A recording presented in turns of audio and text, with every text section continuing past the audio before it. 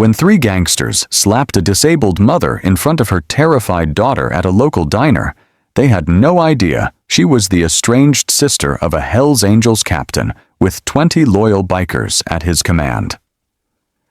What happens when a mother's vulnerability collides with her brother's dangerous power? And would you want that kind of justice in your family? The old clock on the wall of Rosie's diner read 7:15 p.m.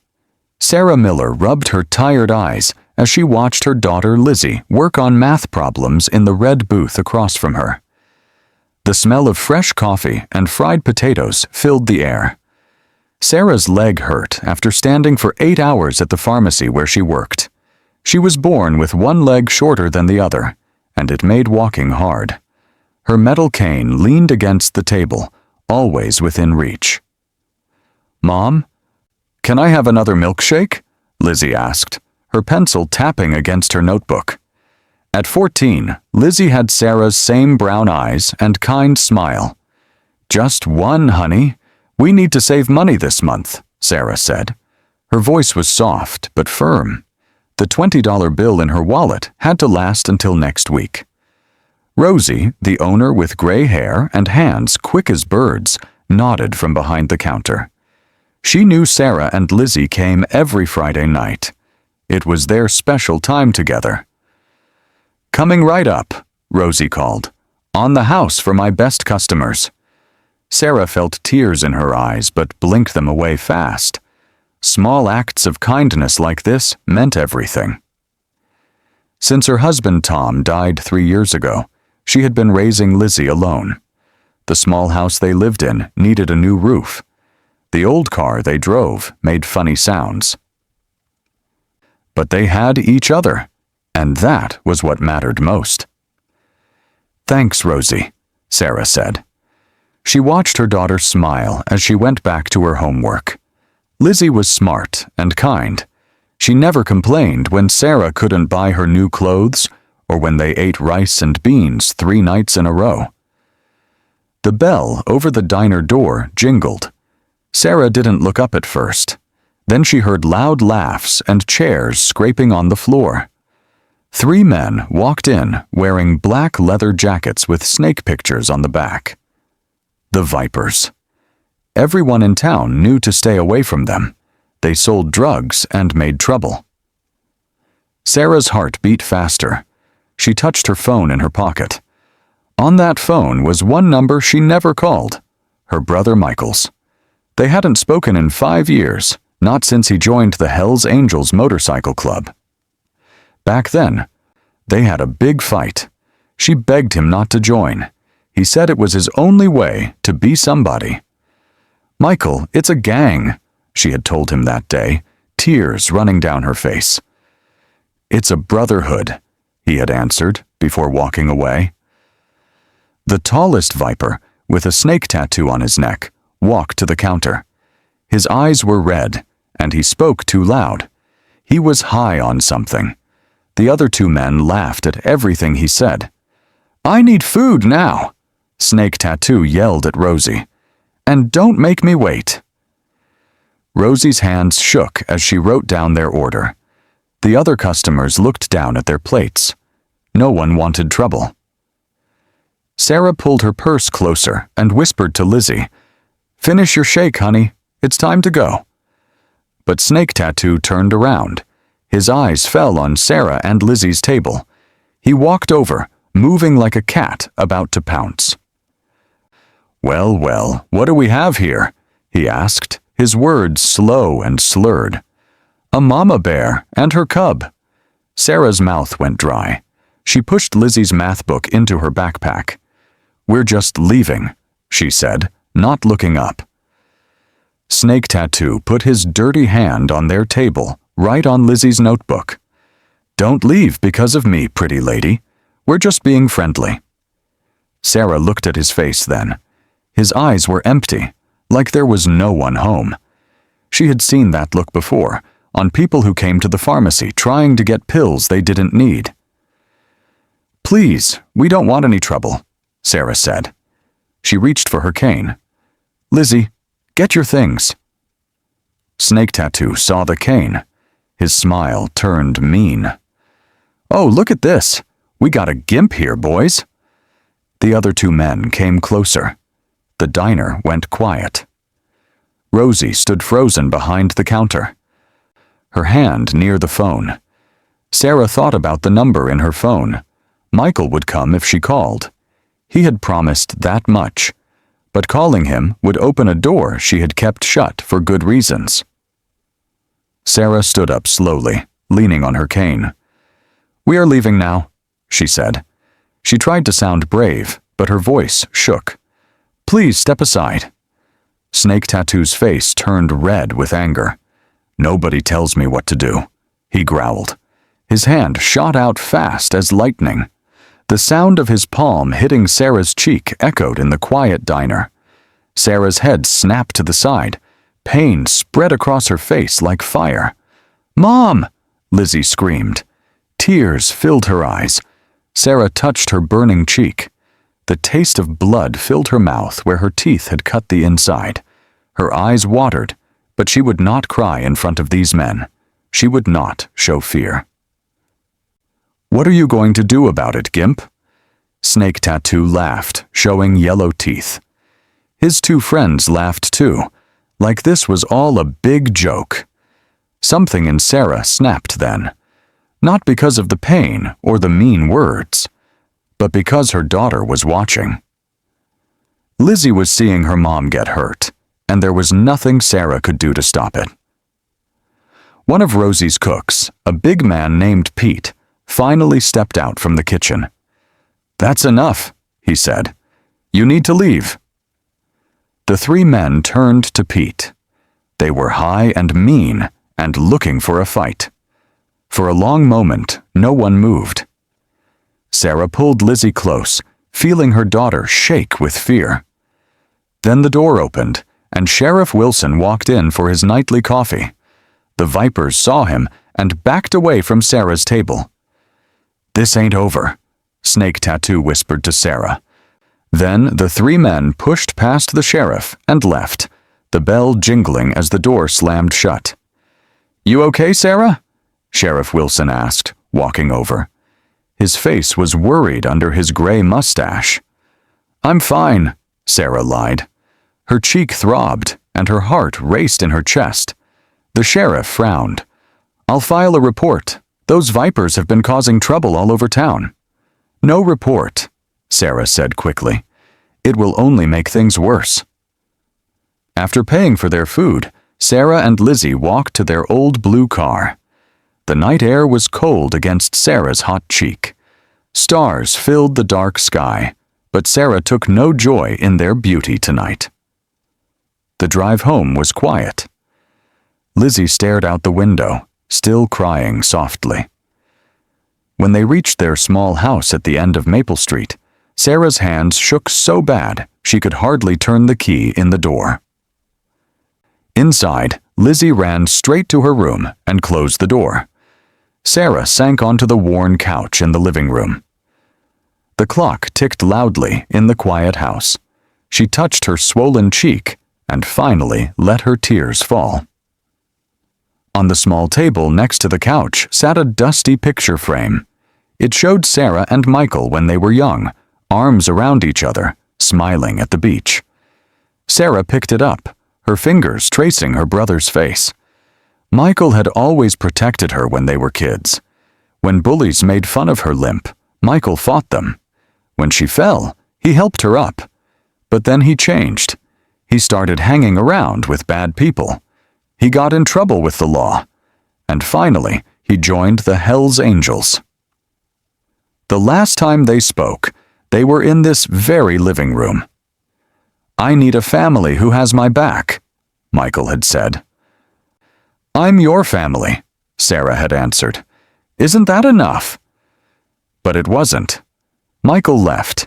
He sent money sometimes and birthday cards for Lizzie, but they hadn't seen him in 5 years. Sarah set down the picture and picked up her phone. She scrolled to the contact that said simply, M. One call, and Michael would come. He had promised that much. "If you ever really need me, call this number," he had said. But what would happen then? Michael wasn't just any biker. He was a captain now. Calling him would mean violence. It would mean bringing danger to their door. It might mean people getting hurt, or worse. Sarah thought of Lizzie's face in the diner, scared and confused. She thought of Snake Tattoo's words. "This ain't over." Her finger hovered over the call button. The bruise on her face pulsed with each beat of her heart. Sarah closed her eyes and made her choice. 3 days passed. Sarah's cheek turned purple, then yellow. She told people at work she fell. No one believed her, but they didn't ask questions. Lizzie stayed in her room most of the time. When Sarah called her for dinner, she came out with red eyes. On the third night, Sarah heard a noise outside. She looked through the window and saw Snake Tattoo and his friends walking past her house. They looked right at her window and smiled. Sarah's blood turned to ice. They knew where she lived. That night, Sarah couldn't sleep. Every sound made her jump. The wind in the trees, a dog barking, a car passing by. At 2 a.m, she made her choice. With shaking hands, she picked up her phone and pressed the button for M. The phone rang 3 times. Then a deep voice answered. "Hello?" "Michael," Sarah whispered. "It's me." There was a long pause. "Sarah, are you okay?" Michael's voice was rough with sleep, but she could hear the worry in it. Sarah's words came out in a rush, like water from a broken dam. She told him about the diner, the slap, the vipers watching her house. When she finished, the phone was quiet for so long she thought he had hung up. "Give me a day," Michael finally said. His voice was cold as winter. "Lock your doors. Don't go anywhere alone." The next day, Sarah called in sick to work. She kept Lizzie home from school. They sat in the living room together, jumping at every sound. "Mom, what's going on?" Lizzie asked. Her young face was lined with worry. "Help is coming," Sarah said. She didn't know how to explain about Michael. How could she tell her daughter that her uncle was coming with a gang of his own? At noon, they heard it. The low rumble of motorcycles growing louder and louder until the windows shook. Sarah looked outside.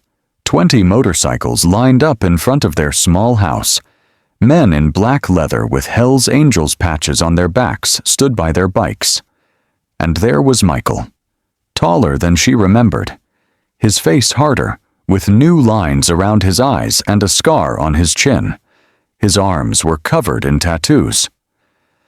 But when he saw her looking through the window, he smiled the same smile she remembered from when they were kids. "Who are they?" Lizzie asked, peering around Sarah. "That's your Uncle Michael," Sarah said, "and his friends." Michael walked up to the door. Sarah opened it before he could knock. For a long moment, they just looked at each other. 5 years fell away like nothing. "You're hurt," Michael said, his eyes on her cheek. "I'm okay," Sarah answered. Then Michael's arms were around her, strong and safe. Sarah broke down and cried into his leather jacket. All the fear of the past few days poured out of her. "No one touches my sister," Michael said, his voice a low growl. "No one." Lizzie stood in the doorway, watching with big eyes. Michael looked at her, and his hard face softened. "Is this my niece?" he asked. "Last time I saw you, you were only this tall." He held his hand at his waist. Lizzie didn't smile. "Are you going to hurt those men?" she asked. Michael looked at Sarah, then back at Lizzie. "There are many ways to hurt someone," he said. "Not all of them leave marks." That evening, Michael and his right-hand man, a giant named Bear, sat at Sarah's kitchen table. They talked in low voices while Sarah made dinner and Lizzie did homework. "The vipers run drugs through town," Bear explained. They answer to bigger gangs in the city. But everyone answers to someone. What will you do? Sarah asked. Michael's eyes were cold. First, we find out who they are, where they live, what they care about. Then we take it all away. Sarah put down the spoon she was holding. No killing, she said firmly. Sarah, Michael started. No, she cut him off. That's not why I called you. Michael looked at her for a long moment. Then he nodded once. No killing, he agreed. But they will wish we had. That night, the rumble of motorcycles filled the town. The Hells Angels rode as one, 20 strong. They didn't break any laws. They didn't speak to anyone. They just rode, showing their strength, marking their territory. And in the shadows, the Vipers watched and knew fear for the first time. 1 week later, Sarah was washing dishes when she heard knocking at her front door. The sound made her jump, splashing soapy water on her shirt. When she opened the door, her heart stopped. There stood Snake Tattoo and his 2 friends from the diner. But something was different. Their faces were bruised. Their eyes were on the ground. And behind them stood Bear, Michael's right-hand man, his arms crossed over his chest like a wall. These gentlemen have something to say to you, Bear said. His voice was calm, but his eyes were hard as stones. Snake Tattoo looked up. His face, once so mean and proud, now looked small and scared. I'm sorry for what I did at the diner, he said. The words came out fast, like he had practiced them. I was wrong to hit you. I was wrong to make fun of your disability. The other 2 men mumbled similar words, their eyes never meeting Sarah's. Sarah stood in her doorway, feeling the weight of this moment. She could see Michael watching from his motorcycle across the street. She thought about all the fear she had felt, all the anger, all the shame.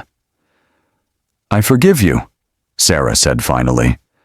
The words surprised even her, but as she said them, she felt something heavy lift from her heart. But words aren't enough. You'll volunteer at the Disability Center for the next year. Every Saturday. All day. The men nodded quickly. They would have agreed to anything. And if I ever see you causing trouble in this town again, Sarah added, finding strength in her voice, I won't call my brother next time. I'll call the police. Bear smiled, showing teeth. They understand, he said. Then he led the 3 men away. Later that night, Michael sat on Sarah's porch swing, the same swing they had played on as kids. The stars twinkled overhead in the clear night sky. How did you do it? Sarah asked. How did you make them apologize? Michael smiled, but his eyes stayed serious. Let's just say they lost some important connections. Their drug suppliers, their protection, their businesses. In our world, respect is everything. They lost that too. Sarah nodded. She didn't need to know more. Will you stay? She asked, her voice small. Michael looked at the stars for a long time before answering. I can't stay for good, but I can visit. Be part of your life again. Be Lizzie's uncle. A month passed. Leaves fell from the trees, covering the ground in red and gold. The Vipers kept their promise. Every Saturday, they worked at the Disability Center, helping people who had trouble walking, seeing, or hearing. At first, people were afraid of them. But slowly, things changed. The men learned names. They told jokes. They pushed wheelchairs and read books out loud to those who couldn't see. They became part of the community. Friday night came again. Sarah and Lizzie walked into Rosie's diner. The bell jingled overhead, just like always. But now, Michael was waiting for them at their usual table. His motorcycle gleamed outside the window. The diner was full tonight. Some Hells Angels members sat at the counter, talking with Rosie. Some of the volunteers from the Disability Center had a table in the corner. Regular folks filled the other booths, everyone different, but sharing the same space. "You know what, Mom?" Lizzie said, looking around at all the people. "Sometimes family isn't just who you're born to. It's who stands beside you when standing gets hard." Sarah smiled, feeling the truth of those words deep in her bones. Her leg hurt, like it always did. But that pain didn't define her anymore. What defined her was love. For her daughter. For her brother. For this strange, mixed-up community that had formed around them. Outside, the first snow of winter began to fall. Soft flakes drifted down, covering the motorcycles, the sidewalk, the whole town in a clean white blanket. Sarah watched through the window as the world was made new again. Inside, the diner was warm with light and voices and second chances,